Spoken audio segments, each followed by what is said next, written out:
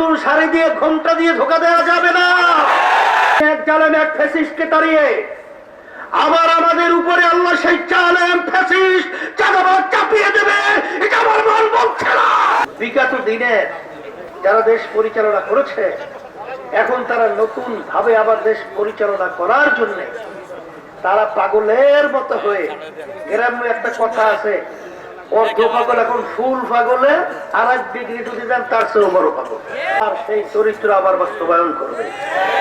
আমরা বুঝে ফেলেছি পুরান বউকে নতুন শাড়ি দিয়ে ঘোমটা দিয়ে ধোকা দেওয়া যাবে না।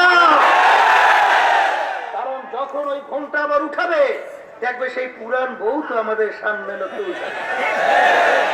এই ধোকার বাংলাদেশে মানুষ করবে না। ধোকা খেয়েছি, 53 বছর দিয়েছে, আর ধোকা নয়।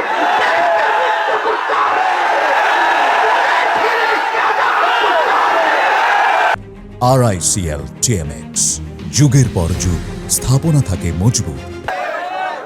আমরা যেটা পর্যালোচনা করার পরে পেয়েছি, এককভাবে যদি আবার এই ফ্যাসিস্টরা ক্ষমতায় আসে, তাহলে আমাদের এই দেশ রক্ষার জন্য, ইসলামের জন্য, মানবতার কল্যাণের জন্য, এবং যারা বিশেষ করে বৈষম্য দূর করার জন্য যারা জীবন দিয়েছে, পঙ্গু হয়েছে, চক্ষু হারিয়েছে, আবার সেই পিছনের রাস্তা দিয়া আবার সেই ফ্যাসিস্ট ঢুকবে। আবার সেই আমাদের দেশের বিদেশের আধিপত্যবাদীরা আমাদেরকে প্রিসক্রিপশনের মাধ্যমে আবার পরিচালিত করবে। এটা আমাদের সতর্ক হতে হবে। হ্যাঁ, তবে একটা কথা হলো, কাজ তো নিজের ব্যক্তি স্বার্থ, দলের স্বার্থের জন্য করি না। ভুল ত্রুটি হলেও আল্লাহ মাফ করবে। আমি চুয়াডাঙ্গায় বলেছিলাম যে আমাদের দেশের বড় বড় নেতারা, বিশেষ করে প্রধানমন্ত্রী শেখ হাসিনা, সে বলেছিল কি, হাসিনা পালায় না, ওরে গর্ব, ওরে দাম্ভিকতা, ওদিকে ভাত পাক করে খেয়েও যেতে পারে না।